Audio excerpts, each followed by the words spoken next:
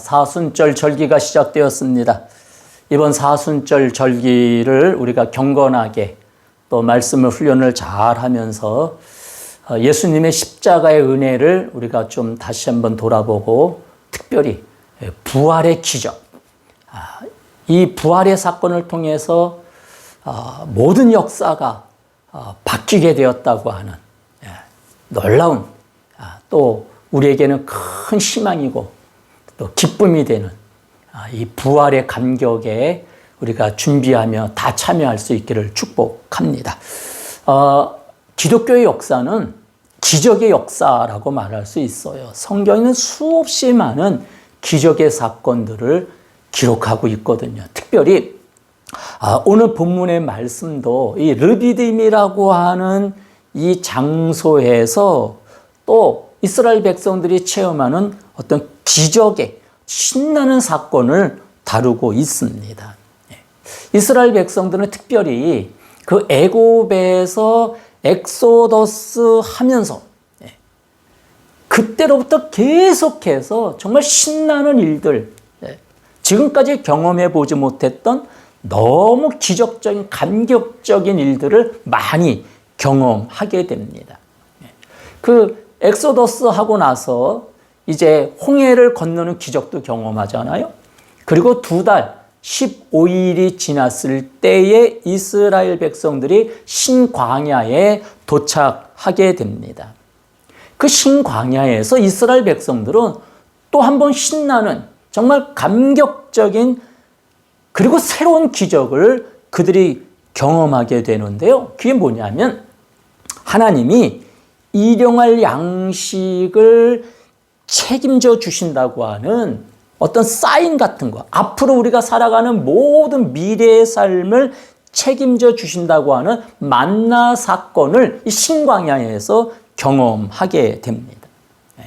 그러니까 하나님의 백성들이 하나님의 말씀을 의지하고 믿음으로 살아가기만 한다면 우리 삶에 우리가 참 많이 고민거리로 근심거리로 삼고 있는 이 먹고 사는 문제를 하나님이 책임져 주신다라고 하는 정말 신비스러운 경험을 이 신광야에서 하는 거예요.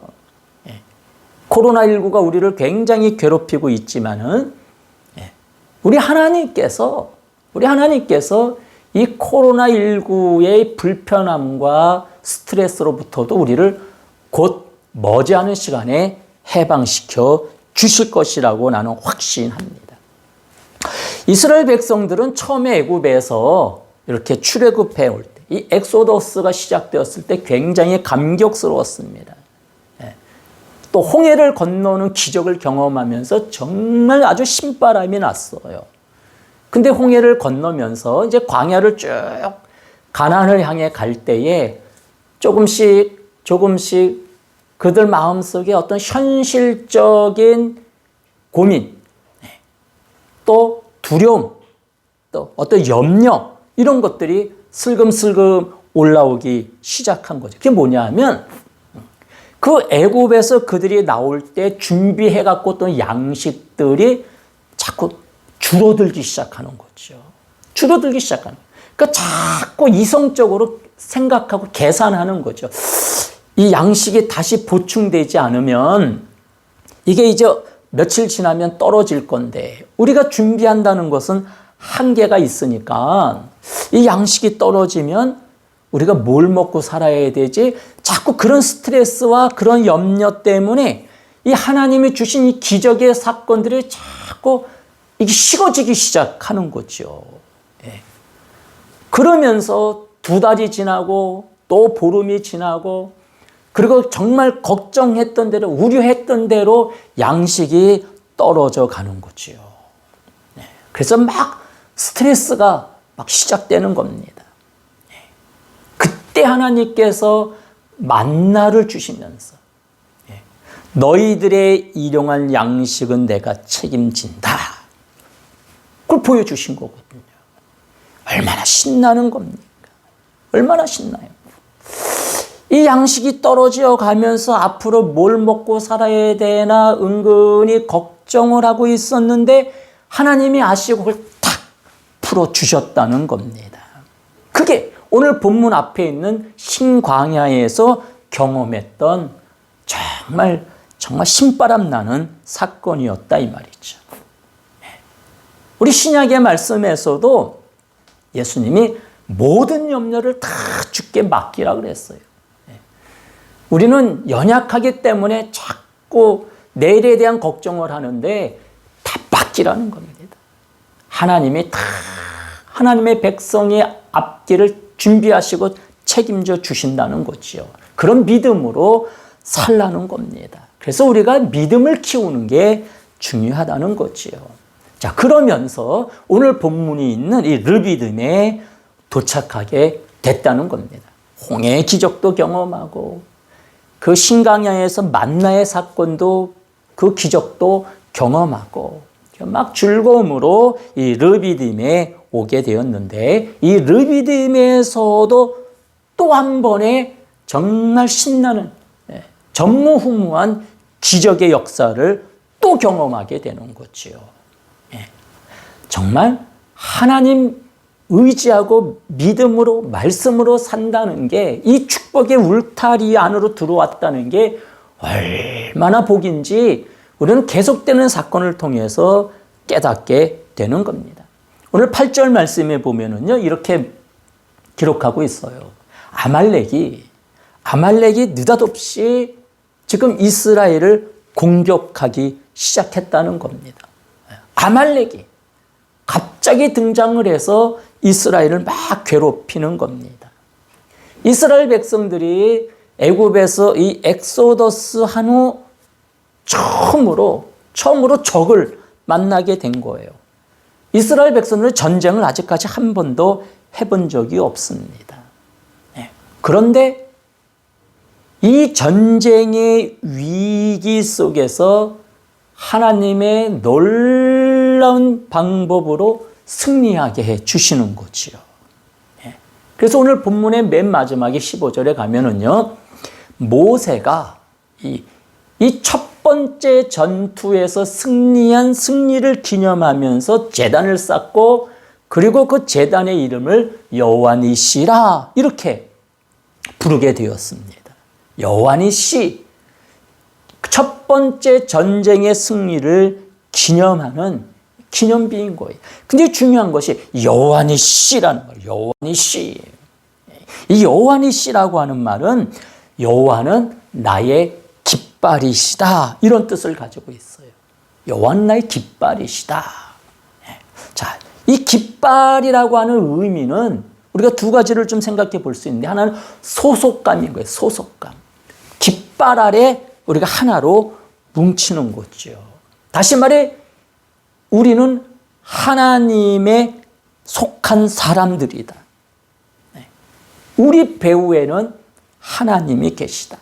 우리가 하나님의 백성이라고 하는 깃발을 높이 들고 우리가 간다면 하나님이 우리의 모든 것을 책임지신다라는 의미가 있는 거예요. 깃발이 그래서 참 중요한 거죠. 두 번째는요, 이 깃발이라고 하는 것은 어떤 자부심과 긍지를 표시하는 상징물인 거예요. 이 깃발의 주인은 하나님이시다. 이번 전쟁을 통해서 우리가 경험했는데 여호와니시, 하나님이 우리의 대장이 되셔서 어떤 대적이 우리 앞에 우리를 가로막아도 다 물리쳐 주신다. 이 하나님이 우리의 대장이시라고 하는 깃발 아래 우리가 모이기만 하면 저 깃발을 바라보고 우리가 자신감을 가지고 용기를 내고 어떤 소속감을 가지고 우리가 나아가면 그 하나님의 은혜 안에 우리 앞에 모든 문제들은 다 무너진다. 다 풀어진다. 모세가 지금 이 르비딤에서 이 깃발에 대한 이야기를 하는 거예요. 우리는 하나님의 백성이고 하나님은 우리의 대장이시고 이제 이 깃발을 높이 들고 우리는 가나안을 향해서 간다. 우리는 하나다. 우리는 하나님의 백성이다. 하나님 우리의 대장이시다. 이걸 모세는 르비딤에서 선포하는 겁니다. 모세는 이 르비딤에서 처음 이 전투를 하면서 이 깃발의 중요성을 깨달은 거지요. 기독교 역사를 보면은요, 이 깃발에 대한 정말 재미있는 그런 사건이 있어요. 그 콘스탄틴이라고 하는 이제 나중에 로마의 통일 로마 황제가 되는데, 이 콘스탄틴이 이제 이렇게 전투에 나가는데 하루는 환상을 보는데 이 십자가에 달린 예수님을 보는 거예요. 그리고 그 십자가 아래에 이 라틴어로 너는 십자가의 깃발로 승리할 것이다 라고 하는 그런 말씀이 있는 거예요. 콘스탄틴이 지금 여러 차례 전투를 하면서 굉장히 지쳐있고 스트레스를 받고 있는데 그 십자가에 계시는 예수님을 보고 또 그 안에 그런 이 십자가의 깃발을 세우고 네가 나간다면 너는 승리한다는, 이게 꿈도 아니고 환상도 아니고 그런 경험을 하면서 콘스탄틴이 일어나서 자기 부대의 깃발을 교체하는 거죠. 그 깃발을 바로 십자가의 깃발을 높이 드는 겁니다. 그런데 신기한 일이 벌어지는 거예요. 이 콘스탄틴이 이 십자가 그려있는 깃발을 우리의 부대의 상징으로, 콘스탄틴의 상징으로 들고 그러면서 전투를 하는데, 전투하는 곳마다 이기는 걸, 가는 곳곳마다 막 승리하는 겁니다. 그러니까 그 부대원들이 사기가 올라가는 겁니다. 그 십자가의 깃발만 보면은 콘스탄틴을 외치면서 소속감을 가지고 자부심을 가지고 긍지를 가지고 그러면서 더 하나 되어지고 힘이 강해지고 드디어 로마를 통일하고 황제에 오르게 되는 거죠. 이 깃발을 높이 든다는 것이 참 중요하거든요.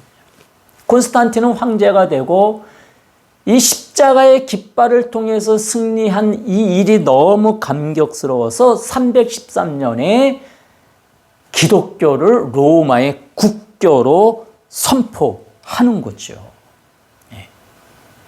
그때부터 우리 기독교는 이제 핍박을 당하지 아니하고 자유롭게 이제 하나님의 이름을 높이는 그런 생활을 할 수 있게 된 거예요. 콘스탄틴도 근데 이 십자가의 깃발을 높이 세우기 이전까지는 우리 기독교에 대해서 굉장히 부정적이었습니다. 예수님은 반역을 지르다가 십자가에 처형을 당한 반역자라고 생각을 했어요. 부활하셨다 이런 말씀 믿지 않았어요. 받아들이지 않았어요. 그런 일은 절대 일어날 수 없다라고 생각했어요. 그랬는데 그 십자가에 달리신 예수님을 보게 되고 그 십자가를 높이 깃발로 세우고 나아갔을 때 승리하는 경험을 하면서 예수님은 정말 부활하셨구나. 저 기독교인들이 말하는 게 진짜구나. 우리가 그동안 뭔가 왜곡된 역사에 빠져 있었구나. 그걸 깨닫게 되는 거죠. 그래서 예수를 믿기 시작하는 거예요. 하나님의 백성이 되기 시작하는 겁니다. 이 여호와니 씨의 깃발을 높이 들고 나가면서부터 모든 이 콘스탄틴의 인생이 바뀌고 그 부대원들의 인생이 바뀌는 거예요. 그러면서 그들 속에 놀라운 축복이 막 열리기 시작하는 거죠. 이 여호와니 씨 주는 의미, 이게 대단히 중요해요. 우리가 정말 오늘 사순절을 시작하면서 이 시간부터 정말 하나님을 나의 대장으로 삼으시고 하나님의 말씀을 나의 진리로 내가 받아들이고 내가 나가겠다, 이렇게 우리가 정말 선포하고 나간다면 우리의 앞날에 놀라운 일들이 일어날 것이라고 확신합니다. 이 여호와니 씨의 두 번째 의미는 이런 거예요. 16절에 보면은요, 여호와께서 맹세하시기를 아말렉과 대대로 싸우리라 하였더라. 여호와니 씨라는 깃발을 높이 들는 그 순간서부터 우리 하나님이 우리 앞을 가로막고 있는 이 아말렉이라고 하는 대적과 싸워주시겠다. 우리가 싸우는 게 아니에요. 우리는 연약한, 우리는 부족해요. 이스라엘 백성들이 신광야에서 자기들이 준비해 갖고 있던 양식들이 자꾸 떨어져 가는 것 때문에 스트레스를 받고 근심하기 시작한 것처럼 우리는 한계를 가지고 있고 우리는 염려 속에서 살 수밖에 없어요. 그리고 또 생각지 않게 이 아말렉 같은 이 적들이 또 우리를 공격해 오고 우리를 자꾸 위협합니다. 우리가 막을 수가 없어요. 그런데 여호와의 시 하나님을 의지하는 하나님의 백성들을 위해서 하나님이 대대로 저 아말렉과 더불어 싸워 주시겠다는 겁니다. 이례적인 게 아니라 계속해서 우리 생애가 다하는 그 시간까지 하나님은 하나님의 백성을 책임져 주겠다는 약속인 거예요. 이게 오늘 본문 르비딤에서 이스라엘 백성들이 체험한 놀라운 기적의 사건이라는 것입니다. 이 아말렉은 이스라엘을 괴롭히기 위해서 지금 작심하고 쳐들어왔어요. 이 르비딤이 원래 아말렉의 본거지는 아니었습니다. 아말렉이 사는 땅은 다른 곳인 거예요. 지금 르비딤에 아말렉이 살고 있는데 이스라엘이 막 밀고 들어오니까 방어해야 되겠다. 우리 것 지켜야 되겠다. 그래서 전쟁이 일어난 게 아니에요. 다른 곳에 있었는데 이스라엘이 지금 신광야를 거쳐서 이 르비딤으로 들어가고 있다고 하는 소식을, 정보를 입수하고 이 이스라엘을 잡아서 그들을 노예로 삼아야 되겠다고 하는 욕심을 가지고 지금 막 밀고 들어온 거다 이 말입니다. 신명기 25장 17절에 보면은요, 아말렉 족속에 대해서 이야기하는데 그들은 하나님을 두려워하지 아니하고 이스라엘 백성들의 피곤함을 틈타서 그 맨 뒤쪽에 약하고 지쳐서 처져 있는 이스라엘 백성들을 공격하기 시작했다고 그렇게 말씀하고 있습니다. 여기 중요한 게 이스라엘 백성들은 이제 하나님의 깃발을 들고 나가는 백성으로 이제 성장해 가는데 아말렉은 하나님을 두려워하지 않았다. 하나님을 두려워하지 않았다. 근데 아말렉의 조상이 누군 줄 아세요? 아말렉의 조상은요, 에서예요. 에서. 우리가 지난주에 그 형제의 난에서 에서와 야곱에 대한 말씀을 우리가 살펴봤잖아요.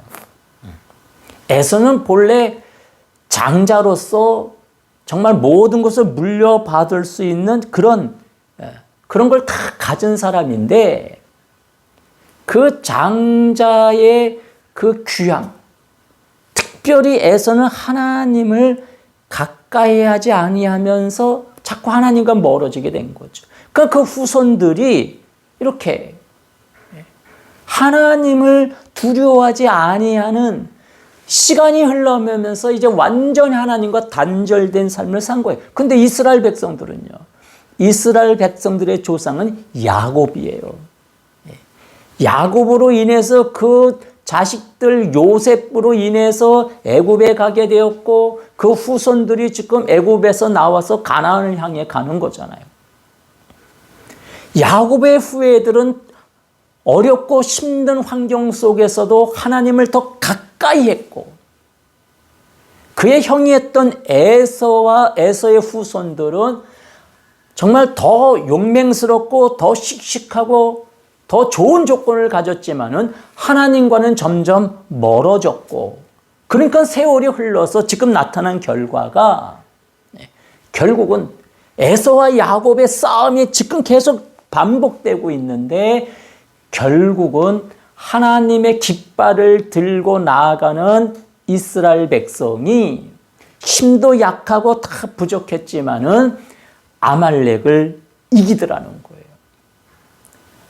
하나님을 의지하는 백성이 하나님을 두려워하지 않는 백성들을 물리치는 거예요. 그게 르비딤의 사건이라는 것입니다. 르비딤에서 이스라엘 백성들은 지금 이 기적을 경험하는 겁니다. 이스라엘 백성들에게는 하나님을 의지하는 신앙이 살아서 유지돼 갖고 이 아말렉 백성들은 하나님과 멀어졌다는 겁니다. 아말렉은 하나님의 그 능력, 하나님의 그 실력을 과소평가했습니다. 오해를 했어요. 하나님은 없다.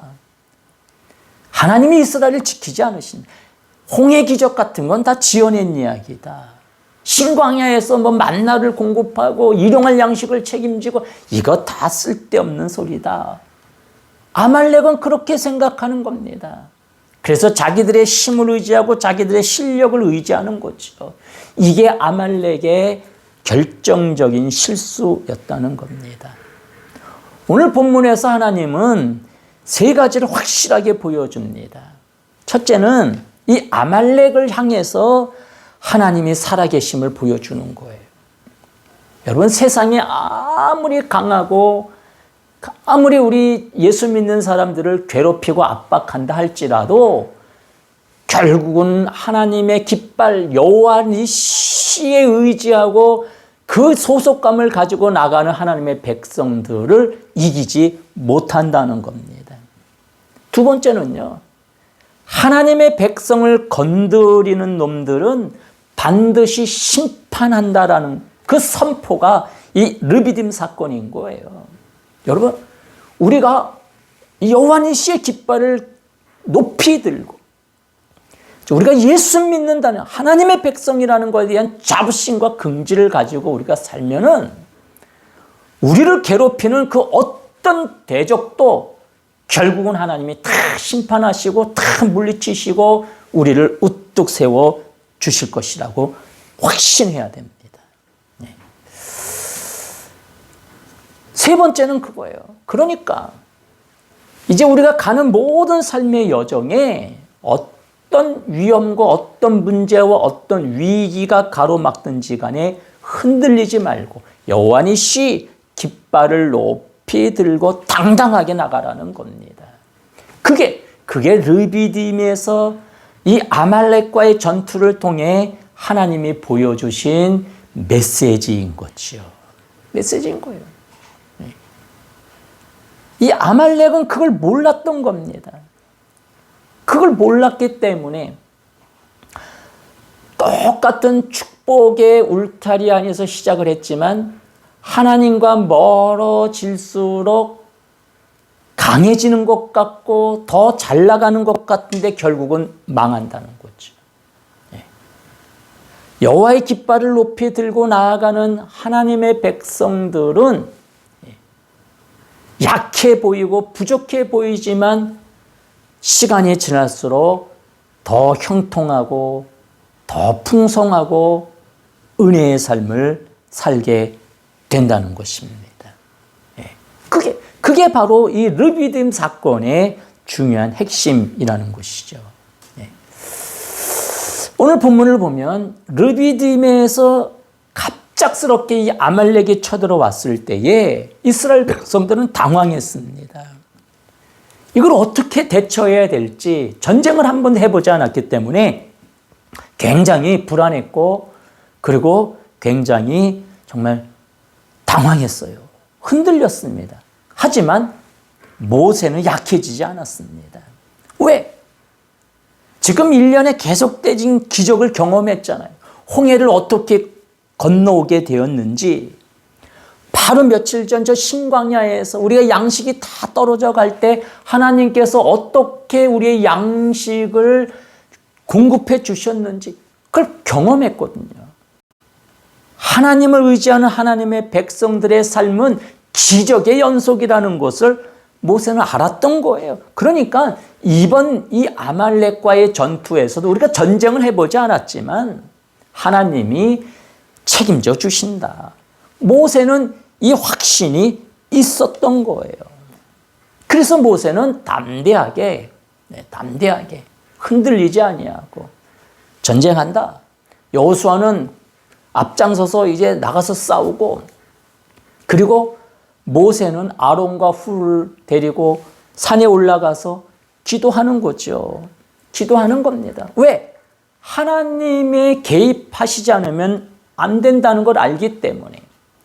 그래서 우리가 여호와 니시 깃발을 높이 들고 우리는 기도하면서, 염려와 두려움보다는 감사하면서 하나님이 이 사건을 어떻게 해결해 주실 것인지 정말 설레는 마음으로, 그렇게 우리가 기도하고 나아갈 때에 정말 기적의 역사들이 일어난다는 거죠. 실제 오늘 본문이 그러잖아요. 모세가 기도하니까 이스라엘이 이겨요. 하나님을 의지하면 이기는데, 또 우리가 약해져서 잠시 마음이 또 해이해져서 다시 한눈을 팔고 하나님과 약간 멀어질 때 또 위기가 오는 거죠. 이 광경을 아론과 훌이 지켜보는 거예요. 그러면서 깨닫는 거, 우리가 하나님을 의지하고 하나님의 도움을 요청하면 우리가 이기는데, 우리가 조금 한눈을 팔면 다시 우리가 어려움을 겪는구나 경험하는 거예요. 그래서 아론과 훌이 모세를 도와서 하나님께 기도하고 하나님의 도움을 요청하는 거죠. 힘을 모으는 거죠. 그랬더니 정말 기적과 같이 아말렉을 물리치게 되었다는 것입니다. 그래서 모두가 경험하는 겁니다. 여호와 니시, 정말 우리가 소속감을 가지고 하나님의 백성이라는 자부심과 긍지를 갖고 나가면 모든 것들로부터 우리는 승리한다. 하나님이 다 책임지신다고 하는 확신이 생기는 거예요. 그리고 오늘 보면 14절에서도요, 이 전투가 끝난 다음에 하나님 이렇게 말씀하는 겁니다. 모세야, 너는 이번 전투를 꼭, 이 르비딤의 사건을 꼭 기록으로 남겨라. 그런데 특별히 이 기록을 누구에게 꼭 말해줘야 되냐면 여호수아에게 이걸 꼭 들려줘야지 된다.